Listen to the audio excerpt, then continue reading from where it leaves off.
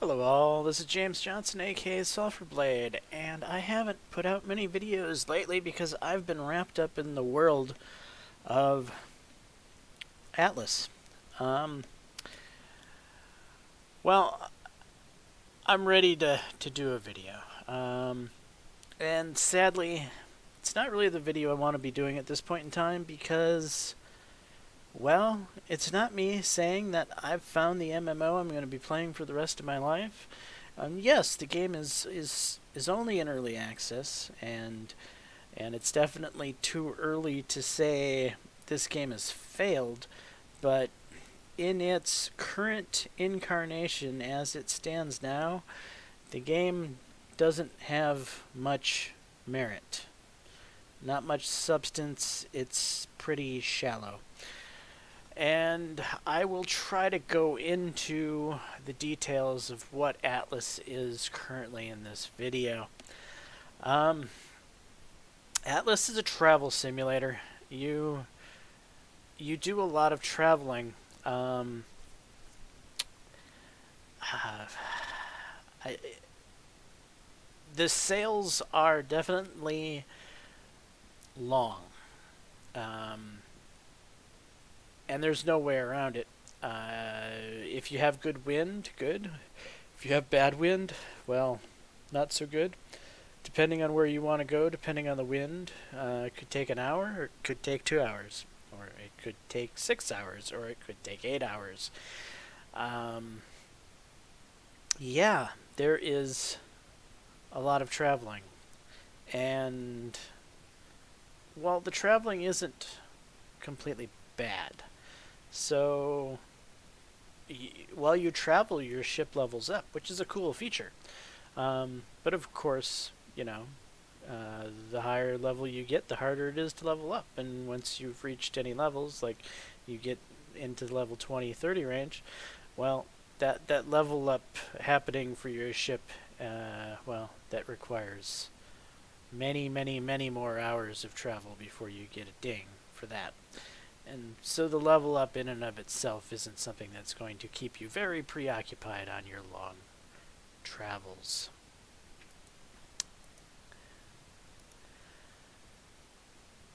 Um, so other than being a travel simulator, the game is primarily at its core a conquest game, but so is Shadowbane. Shadowbane was a conquest game. Shadowbane was an amazing conquest game, maybe the best conquest game I've ever played. Dark Age of Camelot, another great conquest game. Um, but these are MMOs, right? Well, sadly, the origins of the producers of this game coming from Ark, well, that shows, and that shows through immensely. The conquest game of this game doesn't feature an MMORPG style experience. The conquest game inside of Atlas as we speak is spam claim flags. Any individual person can put as many claim flags as he or she would like to put wherever he wants. In the middle of the water, anywhere. And so you have guilds of large people running around claiming everything. Literally trying to claim an entire zone that takes an hour and 20 minutes with good wind to sail across. They think that they should rightfully own all of it. And well, at the same time, that's how much the claim flag means, right? They're everywhere, so they obviously don't mean squat. And so basically, it's just a way of kind of marking your territory. It's literally a way of peeing on the tree. And so you have people peeing on trees all over the place in this game. The only problem is that the process of peeing on a tree is also the process required for you to actually build something next to the tree. So if you want to have a nice little house next to that tree, you need to pee on it. But now, if you go away and you go to sleep, yes, people do have to sleep, somebody else can walk up to the tree and they can pee on it while you're gone. And what will happen? All the stuff that you stored in your house, or maybe your house is just there to store you. Well, when that person places their flag next to your flag and they sit there and they wait the period of time for the flag to be contested, and you're not there to contest it, it's an automatic victory for them, and their flag takes your place. And now your house is their house, and your door that's locked is now their door. And they walk in and they kill you, and they take your stuff. No big surprise. This happens in PvP games, right? Sure. But most PvP games have, well, a logical siege system. Shadowbane might have been the first game to start implementing this. Dark Age of Camelot and many MMOs before it, they worked out that the defender should be the person, well, setting the time of the engagement. And then if the aggressor really wants to carry through with their siege, then they show up at the time and place the defender set it for within 72 hours or whatnot. So this is siege systems people are familiar with in the MMORPG universe.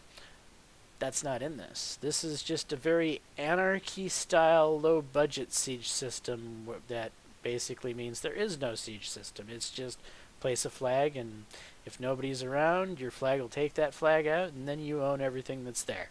So basically, the PvP in this game equates to PvP versus nobody. It's more like, hey, let's go find these guys when they're not home and take their stuff. Ah, excellent. And, well, the nature of this game means you're not going to be home very often, or at least that depends on where you live. If you were lucky enough to live in the tropical and temperate environments where your island has everything you need, then guess what? You're going to be home 24/7 to protect it, unless, of course, you want to go attack someone, in which case you might not be home. But if you live somewhere like where I was living in the Arctic tundra region, where you have no fiber, which is a resource you need for building just about everything in the game, then you have to travel somewhere to acquire fiber. And traveling somewhere to acquire fiber, depending on where you live, could be a very long trip, because your neighborly neighbors in the next zones over could be rather, well, unneighborly, because they don't want you pissing on their tree. And so you tell them, no, I just want to take your fiber. I just want to, take those little grassy ferns that you don't give a crap and stick them on my boat here so that I can go back down to the Arctic and build something with them.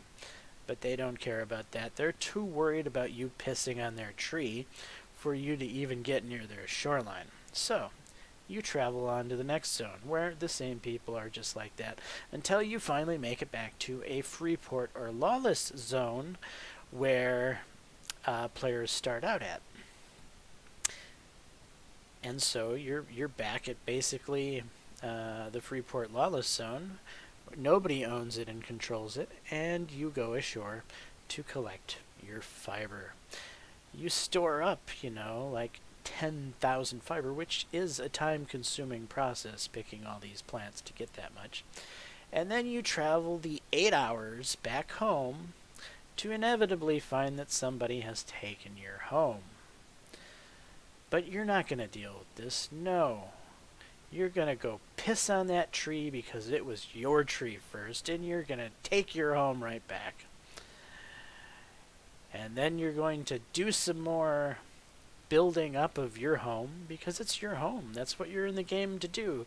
You want to build a nice defensive fortress, and all that 10,000 fiber that you just spent all that time doing, you turn into nice stone walls to make something strong that can defend you against the bad guys.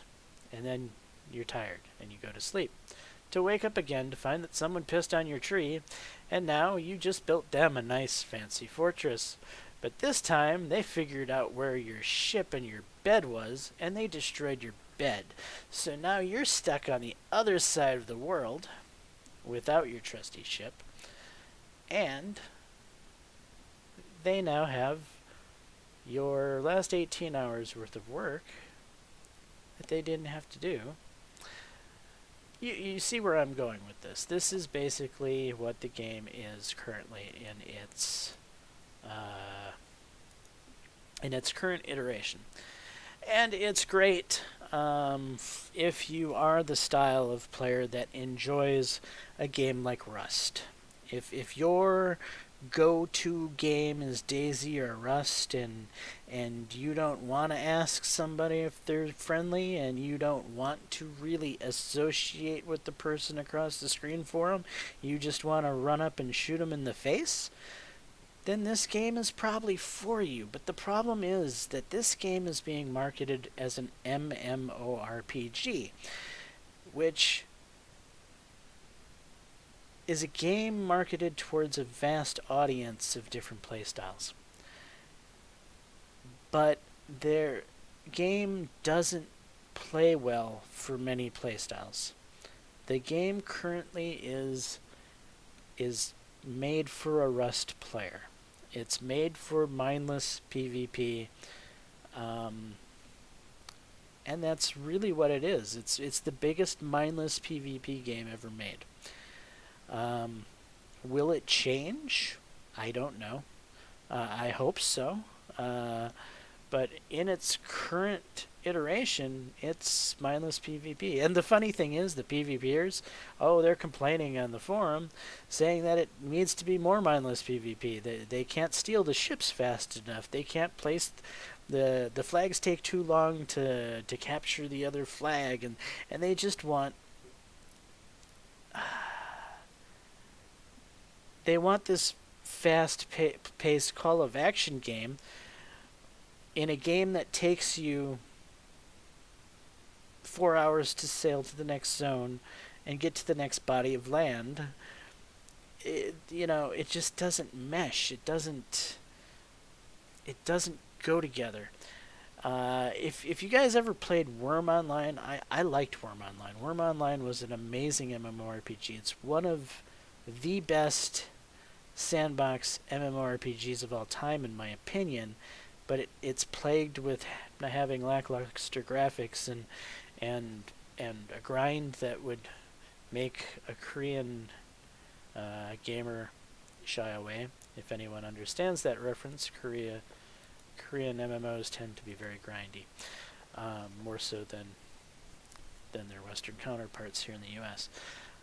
But yeah, Worm Online is it is the grindiest game I've ever played, no doubt about it. It's the king of grind, and I'm not even joking about that.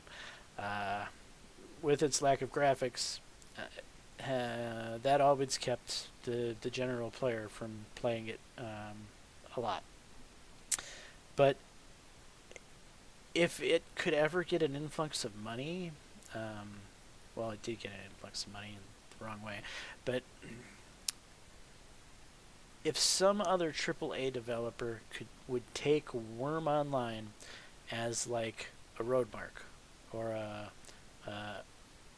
somebody to copy, like so many people have copied WoW, if somebody would copy Worm Online in the MMORPG genre, they could have themselves a moneymaker.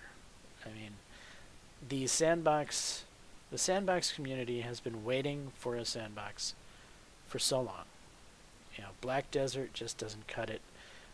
It's a decent game and all, but it's not the savior of the sandbox. We've been waiting for a decent sandbox for far too long. Ultima Online and Star Wars Galaxies were an awful long time ago. And Eve is a sci-fi setting, and you can only reference Eve so many times. Yeah. So here we are. This was a sandbox game that I got excited about, but this actually isn't a sandbox game. It's in a sandbox, so I guess it is, but all it is a giant game of Rust. It's the largest game of Rust ever made. Hopefully that will change, but in its current iteration, it is very mindless.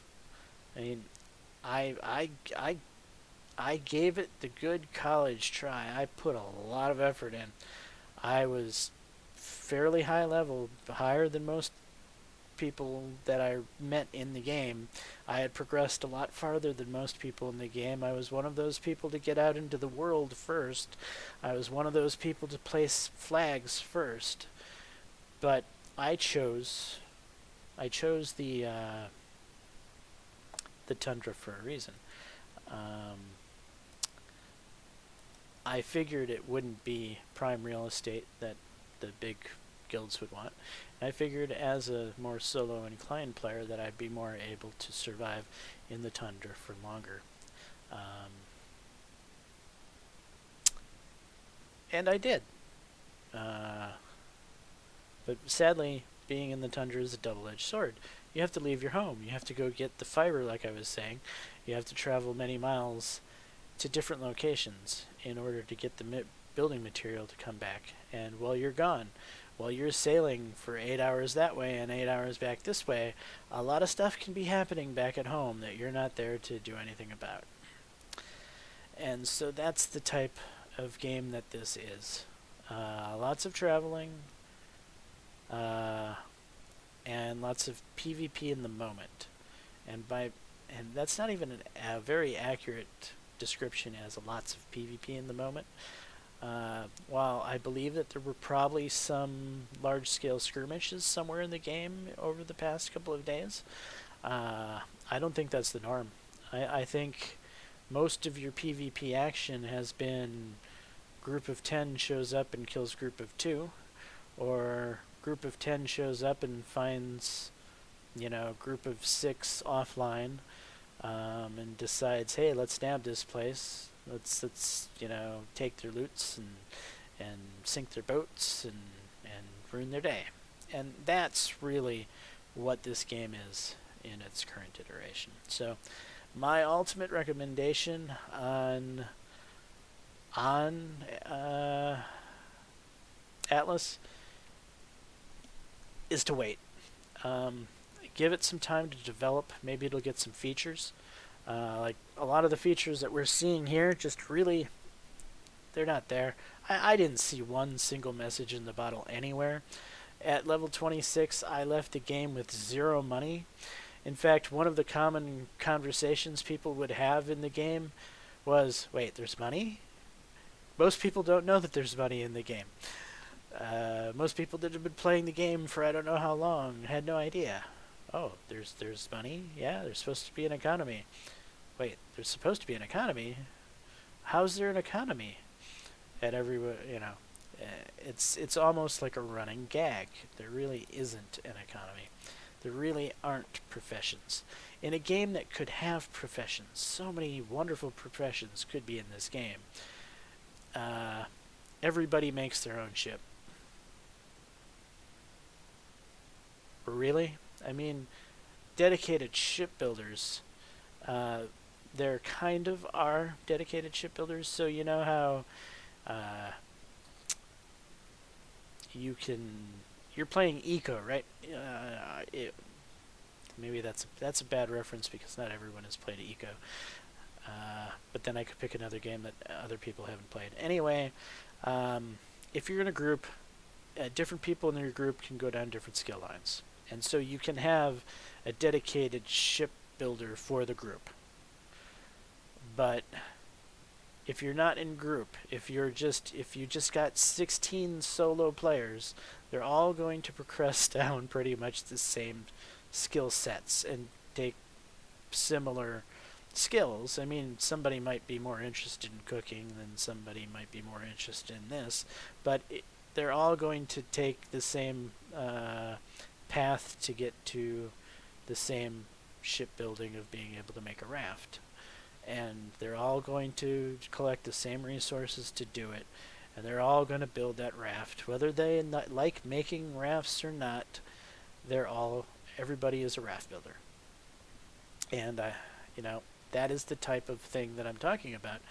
That shouldn't be in good MMORPG design. Good MMORPG design has professions, and those professions work with other professions in that if you want a boat, you go over to John, who is the boat builder, and you ask him to buy one of his boats. Thus, George talks to John and buys a boat. John, he needs more timber to make his next boat.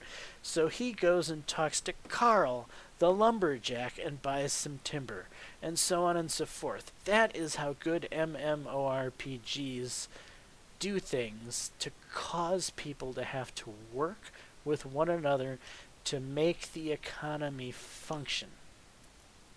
That doesn't even remotely exist in this game. There is no economy in Atlas in the least bit. It's completely devoid and absent in the world. There is nothing in this world other than I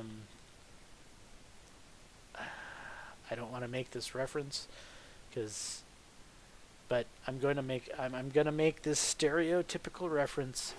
There's nothing in this world but a bunch of Rust players on a pirate ship going to do their Rust thing while singing pirate songs on the way because they're bored.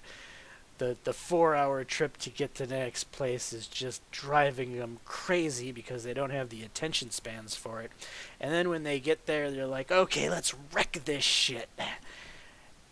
And they get there, and there might be one person, they all swarm them and kill them, and they do their victory dance, and they think they're the greatest, and yeah, that's what this game is.